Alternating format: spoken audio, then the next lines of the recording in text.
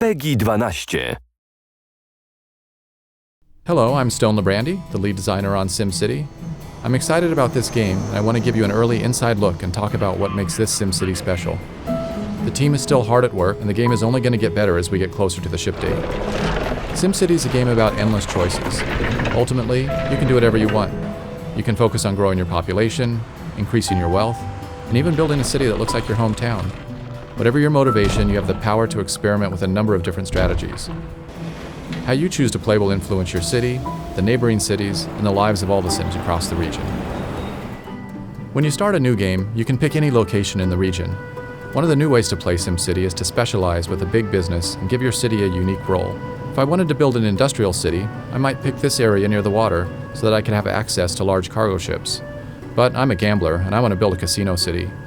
So I'm going to start in this area because these train tracks will bring in more tourists. Before I can build casinos, I need to establish basic city infrastructure.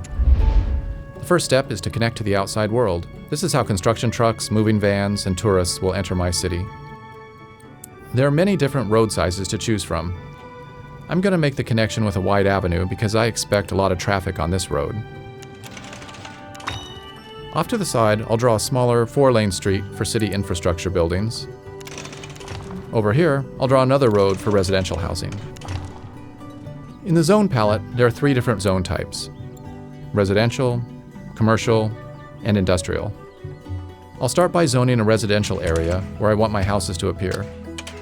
I just paint along the roads like this.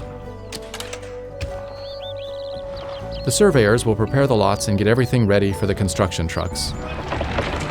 The workmen arrive and start building houses. To speed things up, I'll be skipping ahead in time throughout the video. Here come my new Sims. Getting them into my town is easy. The trick is getting them to stay. All Sims need 2 things: money and happiness. I'll start with the money first. Sims need jobs in order to make money. A simple way to create jobs is to build some factories. Factories also generate tax revenue, which will help me pay my city's bills. I zone for industrial just like I did for residential. I'm only going to zone a small area here because I don't want too many factories. They're pretty dirty and they won't help me attract tourists. Every Sim in this game has a personal agenda. We can see what this Sim's up to by clicking on him and following him around.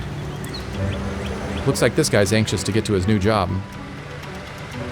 Oh good, looks like he found one. I also need to keep my Sims happy.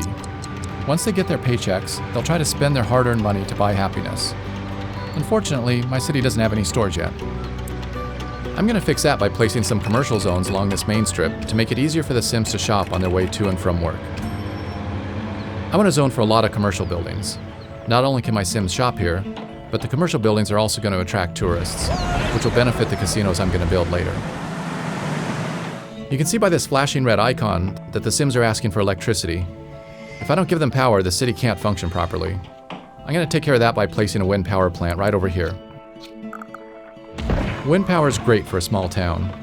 It's cheap, it's clean, but unfortunately, it doesn't generate a large amount of electricity. As my town grows, I might need to build a bigger power plant or make a deal with a neighboring city to get some power.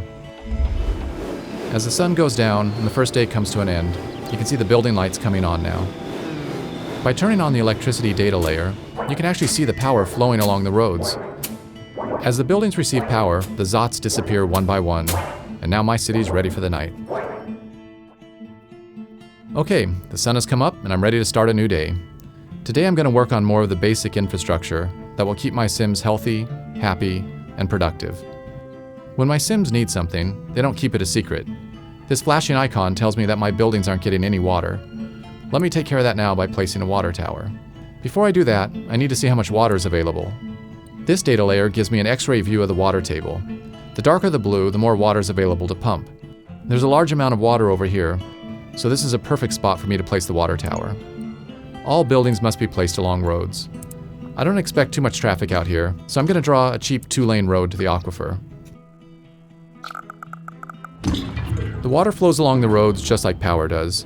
There's no need for me to construct a separate pipe network. Alright, looks like the water problem's solved. Whenever the Sims use water, they immediately convert it into sewage. In this view, you can see that the sewage is starting to build up in the pipes. If I don't take care of this problem soon, it's going to get converted into ground pollution, which creates sickness and lowers the land value. The quickest and cheapest way for me to deal with this problem is just to dump it all into a corner of the town and hope that my Sims don't notice. I'll draw a new road out into this forest and place my sewage pipe over here. Problem solved. In addition to sewage, Sims will also generate garbage. My town is still young, so I don't have a garbage problem yet. But since I'm already polluting this corner of my town, I might as well place my dump here too. It's important to make sure that you keep your garbage and sewage away from your water supply. If the ground pollution gets into the pipes, your entire city could get sick.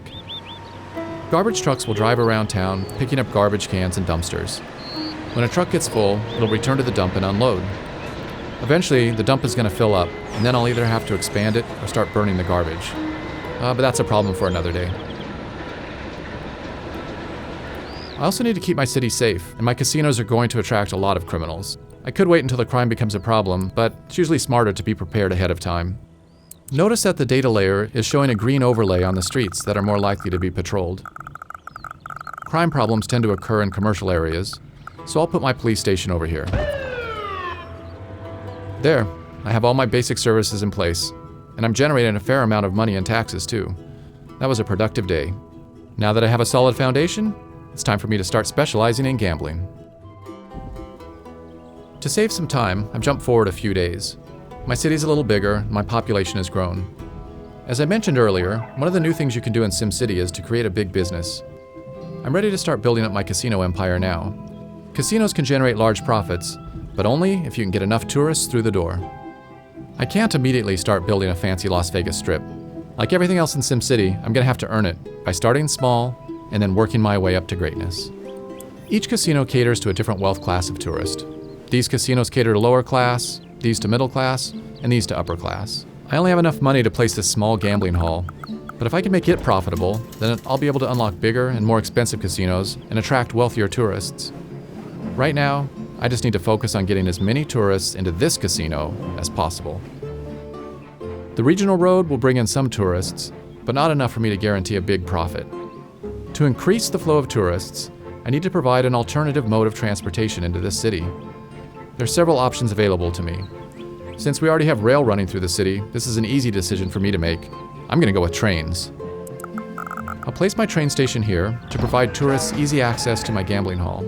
Tourists will go to any commercial building in my city, but I want to encourage them to gamble, not spend their money on souvenirs and restaurants. Now, I need to connect my station up to the main rail line. This is similar to how I draw a road.